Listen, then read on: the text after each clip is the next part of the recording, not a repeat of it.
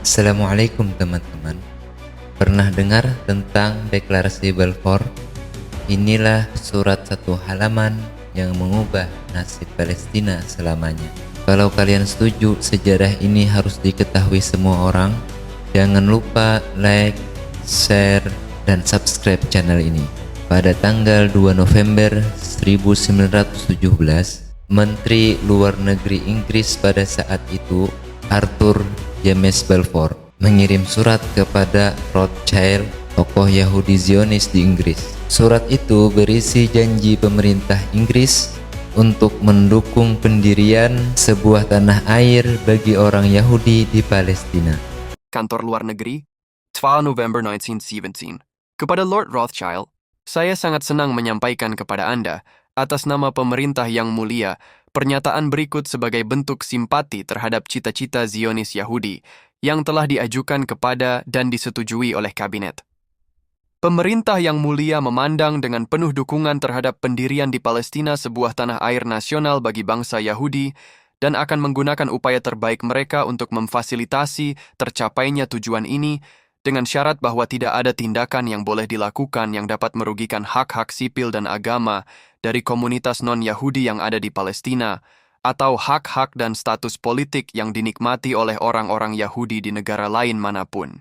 Saya akan sangat berterima kasih jika Anda dapat menyampaikan deklarasi ini kepada Federasi Zionis. Tertanda, Arthur James Balfour. Wilayah yang saat itu masih dikuasai Kekaisaran Utsmani.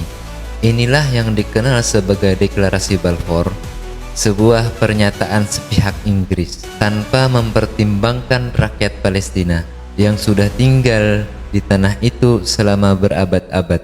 Banyak orang bertanya, kenapa Inggris repot-repot mendukung Zionis? Jawabannya, politik dan keuntungan perang. Saat itu, Perang Dunia ke-1 masih berlangsung, dan Inggris membutuhkan dukungan dari berbagai kelompok kuat, termasuk Zionis Yahudi Internasional yang punya pengaruh besar di Amerika Serikat dan di Eropa. Dengan janji ini, Inggris berharap mendapat dukungan Yahudi agar Amerika Serikat terlibat penuh dalam perang, menjaga pengaruh Inggris di Timur Tengah, yang terakhir menghalangi saingan kolonial seperti Prancis dan Jerman. Yang paling diuntungkan tentu adalah Zionis Internasional. Mereka akhirnya mendapat dukungan resmi dari kekuatan kolonial besar yang memuluskan langkah mereka untuk menjajah Palestina.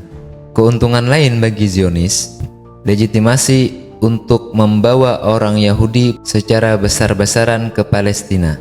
Landasan awal untuk mendirikan negara Israel pada tahun 1948, mengontrol narasi internasional agar mereka berhak atas Palestina. Sejak awal, koalisi pendukung Israel bukan hanya Inggris. Mereka terdiri dari kekuatan besar dunia. 1. Amerika Serikat mendukung Israel secara politik, militer, dan finansial. 2. Inggris Raya, pelindung awal Zionis di Deklarasi Balfour. 3. Prancis mendukung dalam berbagai konflik awal setelah pembentukan Israel. 4. Organisasi Yahudi Internasional termasuk World Zionist Organization dan Jewish Agency. 5. Lobi-lobi Zionis di berbagai negara Eropa, khususnya di Amerika Serikat dan Eropa. Koalisi ini bekerja sama dalam diplomasi, media, hingga militer untuk melindungi eksistensi dan ekspansi Israel, termasuk saat mereka melakukan penjajahan pada Palestina. Jelas, yang paling dikorbankan adalah rakyat Palestina. Deklarasi Balfour ini tidak pernah meminta persetujuan rakyat Palestina. Mereka dianggap tidak ada oleh Inggris dan Zionis. Padahal saat itu lebih dari 90% penduduk Palestina adalah Arab, Muslim, dan Kristen.